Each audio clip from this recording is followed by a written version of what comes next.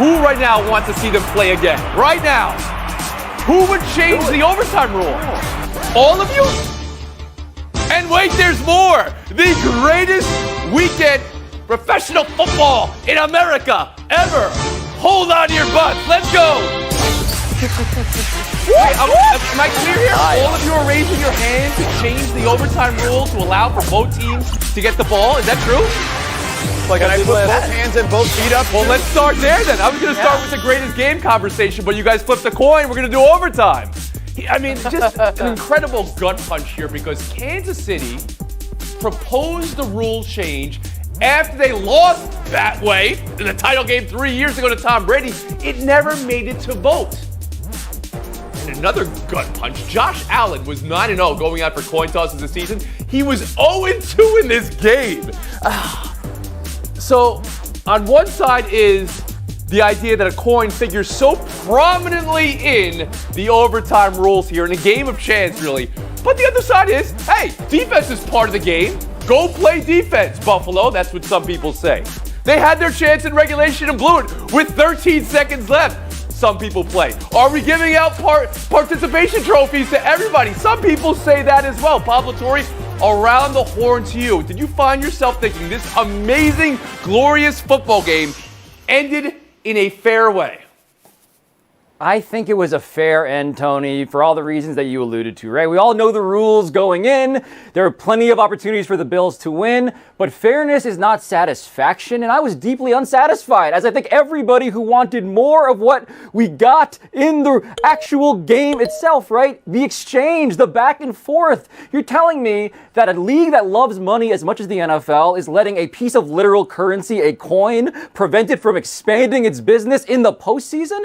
I don't care about the regular season. In the playoffs, though, the offense of the other team should have a chance to rebut the argument of the opposing team, because right now, Tony, it's 10-1. That's the record for teams that win the coin toss, 10-1. This thing matters a whole lot. In the new overtime rules in the playoffs. Yes. The team that wins the coin toss is 10-1 in overtime. Kevin Blackistone, I'll bring you in here. You raised your hand. You believe the overtime rules should change as well?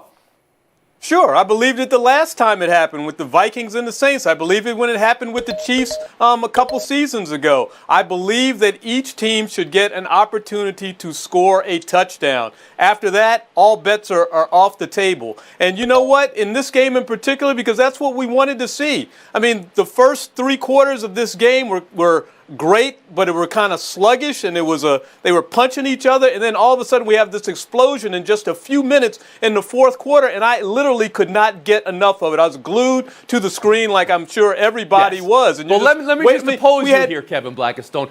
Play defense. If you're Buffalo, play defense.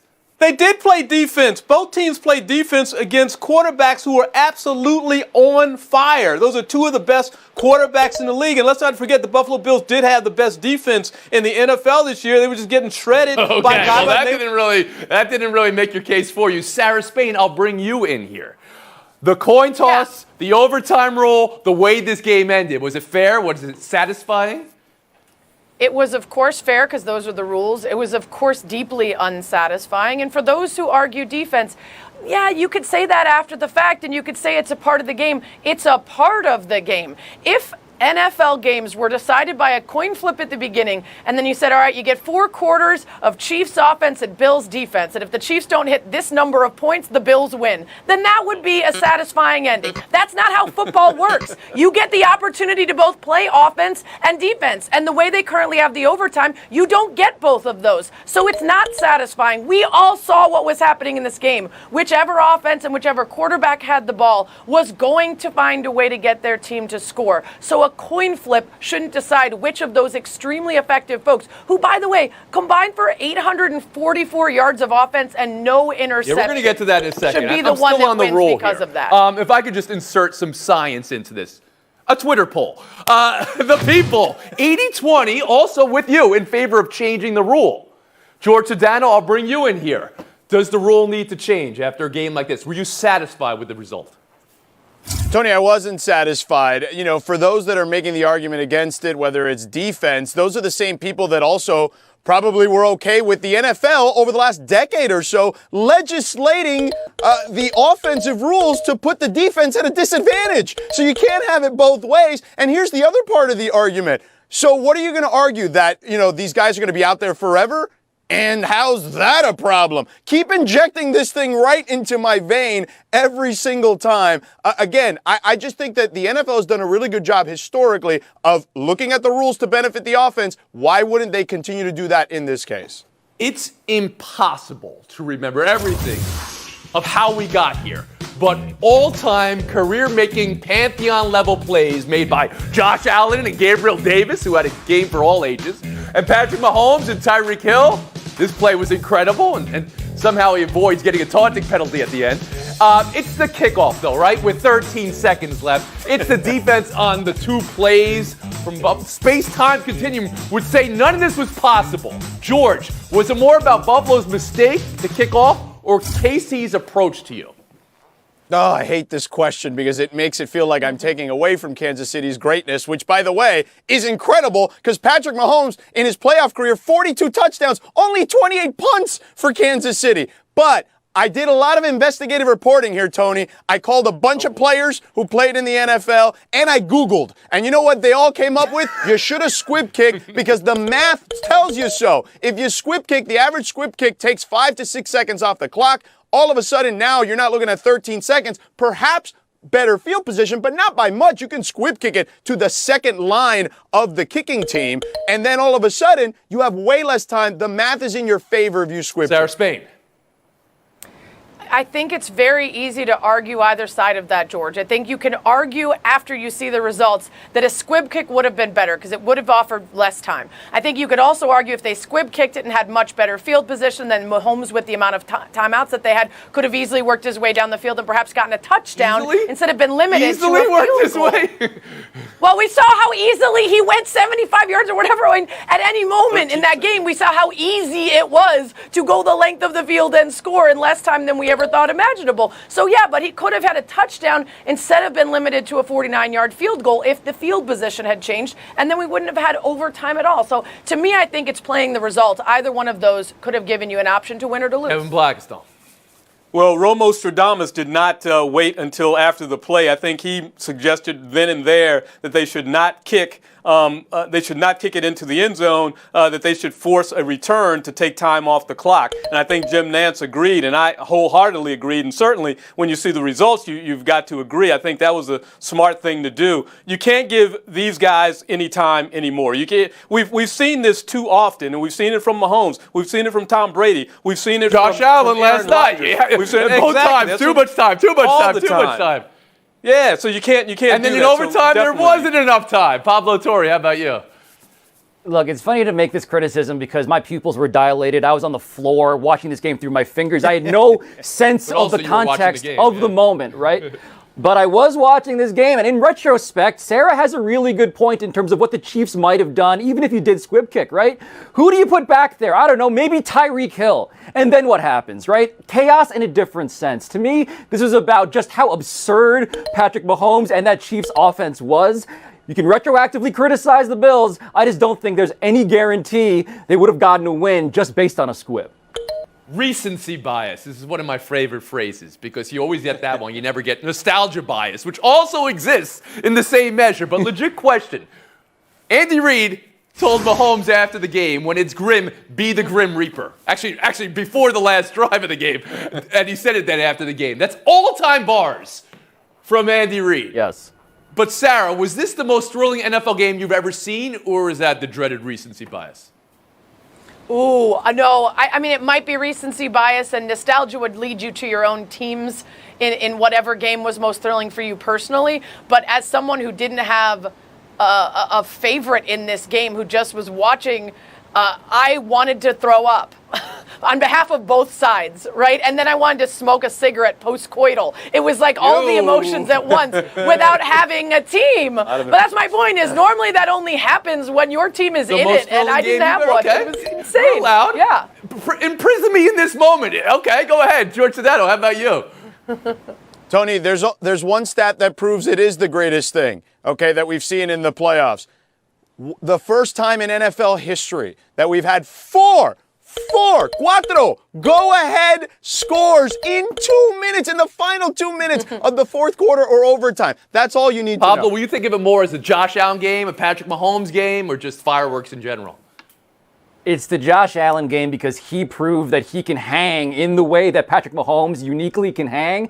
But the prison you refer to, Tony, I think of Buffalo Bills fans, man. Prisoner of the moment, sure, for the rest of us. Actual psychological prison for them. I feel so bad. They don't think it was the greatest game. They think it was the worst tragic game. losses, excruciating losses, I should say, in the history of the game. But what do you say to them, Bills fans, right now, Kevin Blackistone, and what do you say to Josh Allen during this offseason?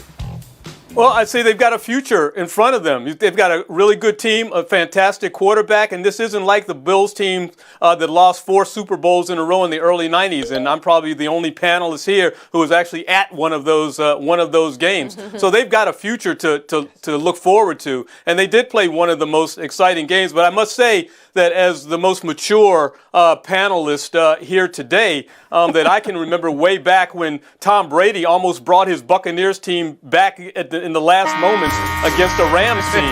Man, that was a hell of a game. I know what you said, and the last 2 plays from that LA Tampa game Blackistone was just talking about. Cooper Kupp had a top 3 season all time for wide receivers.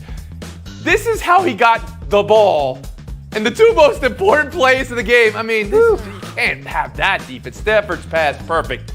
And some very quick spotting from what looked like the back judge in front of the play, not the umpire from behind the play. Good to see they fixed that. George, now that this game has been able to settle a bit, 24 hours since, you find yourself thinking the Bucs blew it with all their personal fouls, busted coverage, or are you crediting the Rams for surviving?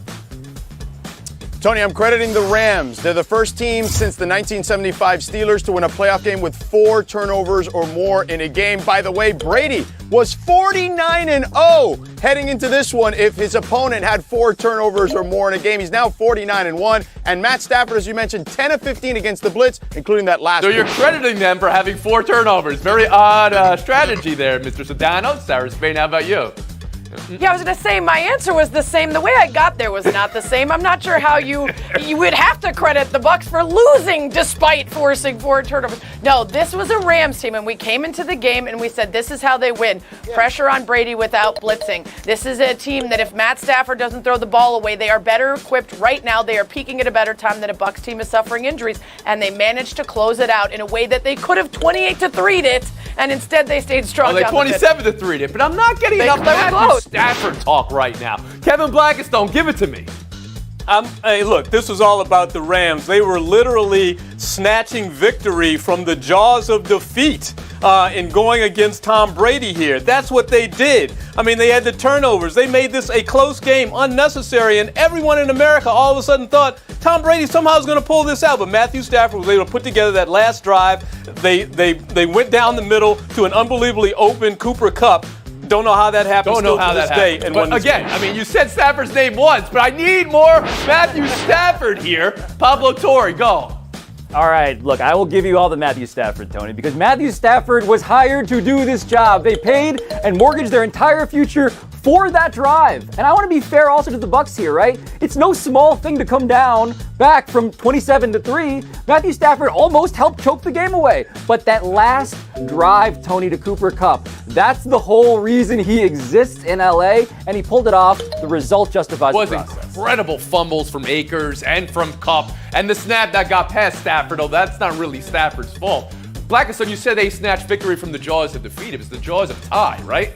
And then it would be from the jaws of a coin toss is what they snatched it from. We'll move on. Any normal divisional weekend, this is the game you're talking about for hours and calling it all time. But this one, not this weekend. Here's Tom Brady, though. Let's talk about Brady. I haven't put a lot of thought into it, so we'll just take it day by day and see. Do any of you really think Tom Brady could retire after that game, Sarah? You keep asking us questions and looking for an answer, so let me see if I can figure out what you're looking for at this one. It's not Stafford, it's about Brady. And I do think that there is a possibility, because his legend is already so written, that he could decide if we don't have enough to bring all the players back for next year to be another Super Bowl shot. I don't want to go through this all over again. I'm this close to having one last year. I'll get out. I don't think that's going to happen, though. I think he knows, based on his own records that he broke this season and how effective he still was, that he is far from the reason his team didn't win, and he's not going to be ready to leave until he's at least a little bit closer to less effective.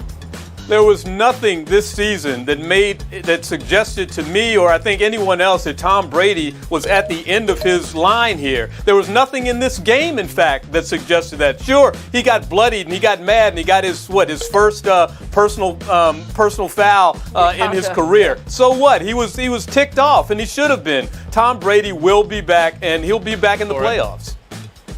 At some point soon, Tony, Tom Brady will become a high T Gwyneth Paltrow, creating a goop empire for men. He's going to do this soon, just not quite yet. Donna, you're shaking I can your see head it all, but he's coming back for another year. Tony, he's got all the records, and when you're starting to talk about it in the way he did, where he was basically non-committal, I already think you have kind of at least an idea that you're at least potentially thinking that you're not going to be back. And their cap situation isn't great. Gronk, Chris Godwin, and Ndamukong Suh and Jason Pierre-Paul are all free agents. Their cap space isn't great. It's possible. You think it's possible? I mean, you're sussing what he said there. Who said anything after a loss like that? Everyone wants to take it day by day, just move on. It was a tough loss. How San Francisco went into Green Bay and beat the Packers? That's buy or sell 3. Any normal divisional weekend, this is the game you're talking about for hours and hours. I love this Deebo Samuel play. Won the game for San Francisco. KB, now that this one's been able to settle for about 44 hours, you find yourself thinking Packers blew it with their blah offense, or are you crediting the Niners for surviving? Well, I'm going to credit the Niners for surviving. I'm going to credit them for playing defense, for only allowing 10 points from an Aaron Rodgers team, for beating Aaron Rodgers with just 13 points, the lowest total he's ever lost by in a situation like this. I mean, look, they bottled those guys up and they took advantage of some injuries that happened that game. Aaron Rodgers lost his left tackle, then they lost Dillon, and then the temperature and the snow change. I know you love snow, Tony. And look, the 49ers won in Packers weather. I give them credit for that. Look, Aaron Rodgers has a tendency, Tony, under pressure, under duress, to go find his human binky, Davante Adams. He did it over and over again, even when Allen Lazard on that big third down in the fourth quarter, 3 minutes left, is crossing the middle of the field undefended. He goes and targeted Davante Adams and Aaron Jones 21 of 29 times. So it's on Rodgers to me. George Sedano. It's on Rodgers, Tony. He had the worst QBR he's had in his playoff career, and he plays it too safe. You got to take chances. That Niners secondary was one of the worst in the league this year, and it's particularly their corners, and he took no advantage of that. Yeah, he didn't, because the Niners' defensive front and the stunts that they kept doing kept him off balance all game long. We know that this is a guy that can run around in the pocket, can make the opportunities for himself, is going to take those shots every game. He didn't take them. The Niners wouldn't let him get a shot because of the way they defended him. So this is on the Niners and their game plan. And there was a pun in there, maybe 3. That'll get your points per game up, but not enough to get into the showdown. Blackstone, Sedano, talking Bengals over the Titans. Showdown next.